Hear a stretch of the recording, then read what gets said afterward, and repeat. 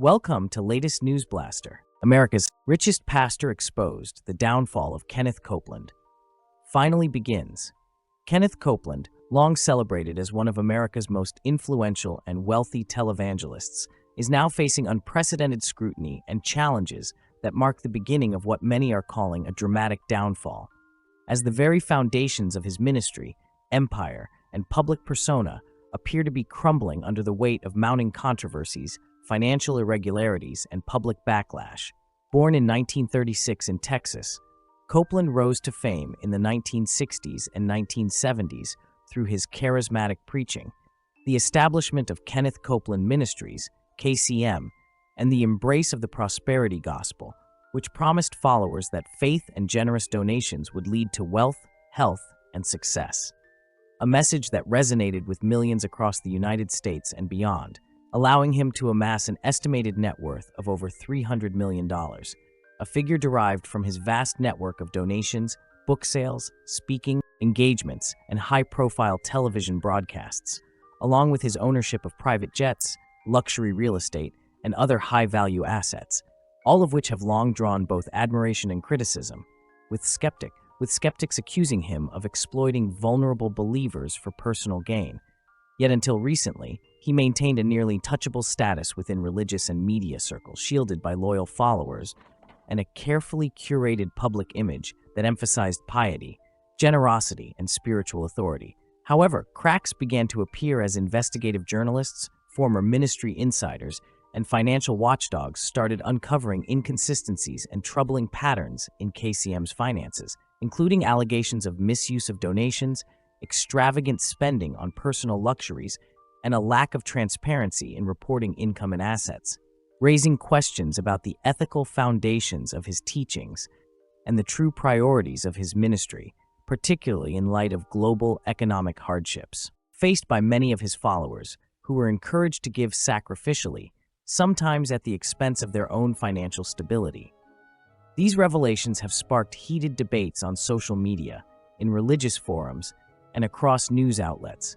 with critics labeling Copeland's actions as the embodiment of the flaws inherent in the prosperity gospel movement, while supporters attempt to defend him,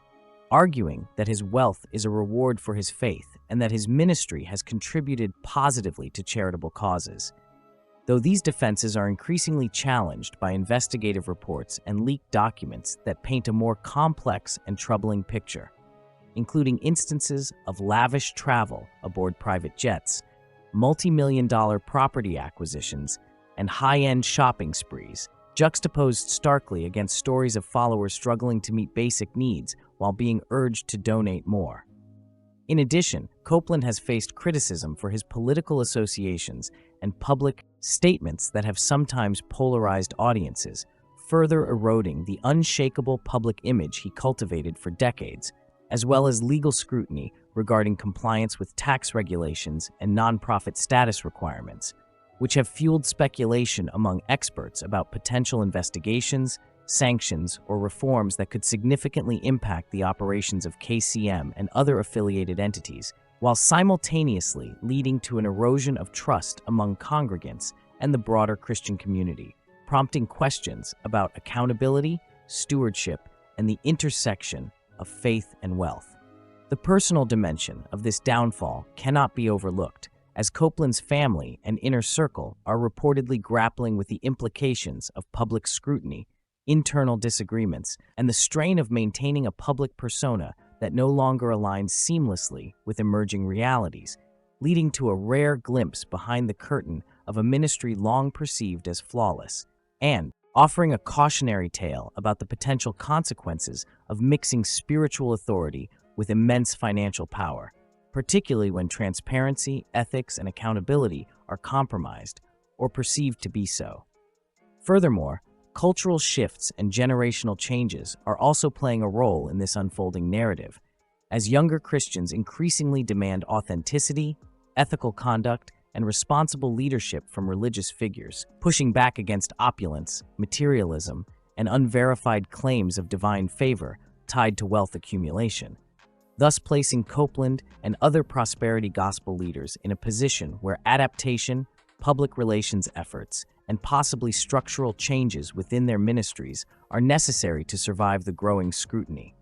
This is compounded by international attention, as Kenneth Copeland Ministries has a global reach, and overseas supporters and critics alike are weighing in on social media platforms, amplifying the pressure on the pastor and his organization, while documentaries, exposés, and investigative reporting continue to surface new details about spending patterns, internal operations, and the personal lifestyles of leadership, which in turn fuel public debate, drive news cycles, and challenge previously unassailable reputations.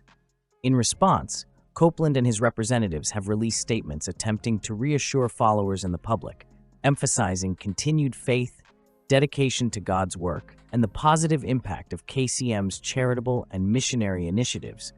though many observers argue these statements are reactive and insufficient to counterbalance the mounting evidence and negative perceptions, suggesting that the downfall is not only financial or reputational, but spiritual in the eyes of many, as trust once placed in his guidance and teachings faces critical reassessment. Experts in religious studies, nonprofit management, and ethics have begun analyzing this situation as a case study in the vulnerabilities of large-scale faith-based organizations led by charismatic individuals, noting that the combination of unchecked power, significant financial resources, and minimal oversight can create conditions ripe for scandal, disillusionment, and institutional instability, all of which are now playing out in real time for Kenneth Copeland and his ministry. Additionally, the psychological and social ramifications for followers cannot be ignored.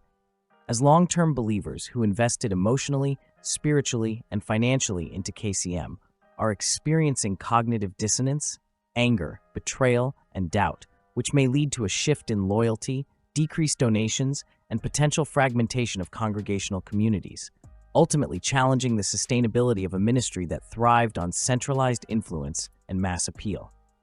The media landscape is also amplifying this downfall, with viral social media content, trending hashtags, talk shows, podcasts, and online forums dissecting every revelation, commentary, and public appearance, further intensifying public scrutiny and shaping the narrative of decline, while reinforcing the perception that Kenneth Copeland's era of untouchable status may be coming to an irreversible close.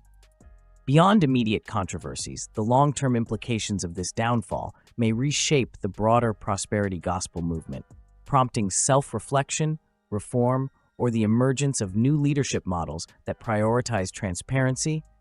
accountability, and ethical stewardship, thereby altering the relationship between wealth, faith, and authority in modern American Christianity, as well as influencing global audiences who look to American televangelists as spiritual leaders and cultural icons. As of now, the situation remains dynamic, with new reports, insider testimonies, and investigative findings expected to surface in the coming months. And while some may view this as a temporary challenge for Kenneth Copeland, others see it as the opening chapter of a definitive fall from grace for one of the most powerful, wealthy, and controversial pastors in American history. A narrative that blends faith, fortune, scandal, and human frailty, ultimately serving as a potent reminder of the complex interplay between spiritual leadership and material wealth, and the consequences that can arise when the pursuit of prosperity overshadows ethical responsibility, accountability, and genuine service to followers, leaving Kenneth Copeland at the center of a storm that may redefine his legacy, challenge his empire, and reshape public perceptions of religious authority, making this a pivotal moment in the story of America's richest pastor, and a cautionary tale that will be studied, debated, and remembered for years to come. As the controversy surrounding Kenneth Copeland intensifies, experts and critics alike have begun dissecting not only the financial and ethical dimensions of his ministry, but also the broader cultural and societal implications, emphasizing that the pastor's downfall is emblematic of larger issues within American televangelism,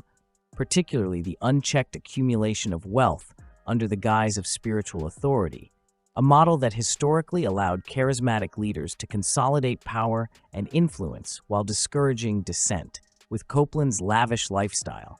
featuring private jets, luxury real estate including sprawling ranches, multi-million-dollar homes, high-end vehicles, and extravagant personal purchases, now serving as a focal point for critics who argue that such ostentation is incompatible with the principles of humility, charity, and service commonly associated with Christian teachings. This growing scrutiny is compounded by leaked internal communications from KCM, testimonies from former staff members, and investigative journalism that together paint a picture of an organization where transparency and accountability were consistently deprioritized,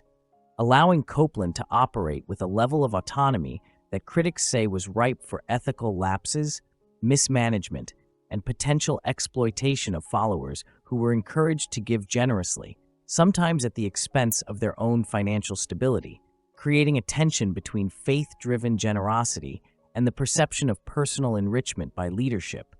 which is now fueling both media coverage and public discourse. Meanwhile, social media platforms have become battlegrounds for supporters and detractors alike, with viral posts highlighting shocking visuals of Copeland's lifestyle juxtaposed against stories of struggling congregants, sparking heated debates that question not only his personal motives but also the legitimacy of the prosperity gospel message itself, and whether it inherently encourages materialism over spiritual depth, a critique that theologians, sociologists, and religious scholars have increasingly voiced as they analyze the movement's long-term impact on American Christianity and global followers. Politically, Copeland has not been immune to controversy, as his public endorsements, statements, and alignment with certain political figures have drawn scrutiny, suggesting that his influence extended beyond spiritual guidance into realms of policy and national discourse, a dynamic that further complicates his public image, as critics argue that his platform has been leveraged not solely for ministry, but also for political and personal gain, creating additional tension within the public sphere and among his follower base, some of whom feel disillusioned by the conflation of religious messaging with partisan politics, while others defend his right to free expression and maintain their loyalty based on long-term faith commitments.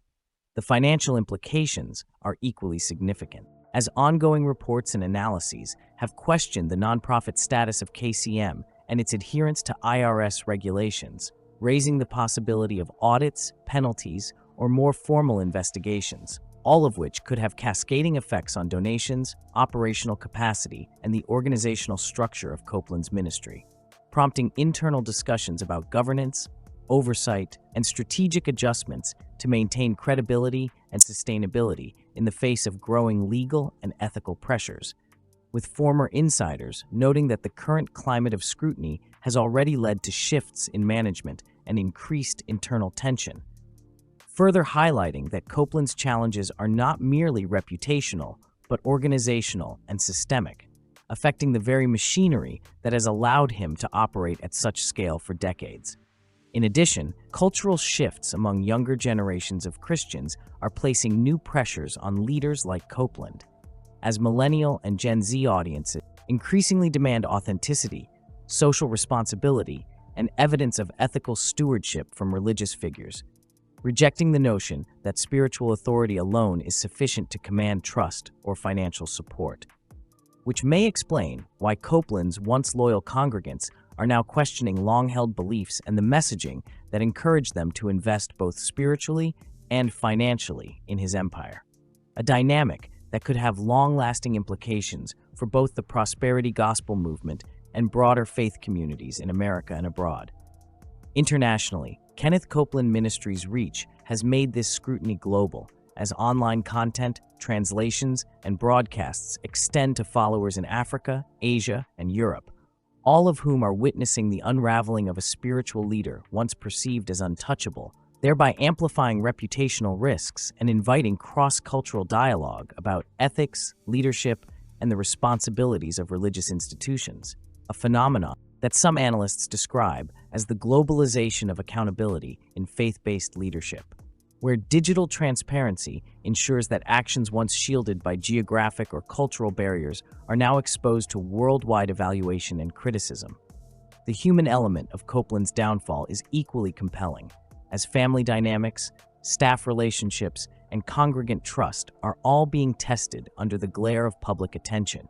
with reports indicating that internal disagreements, conflicting priorities, and the stress of maintaining an impeccable public image have created a complex web of tension that underscores the fragility of even the most powerful religious empires when faced with sustained scrutiny, while simultaneously highlighting the psychological and social consequences for followers who must reconcile faith, loyalty, and the evolving narrative of their spiritual leader, leading some to depart entirely, others to reduce engagement, and a smaller group to double down in defense of Copeland, illustrating the diverse spectrum of reactions that accompany such a high-profile downfall.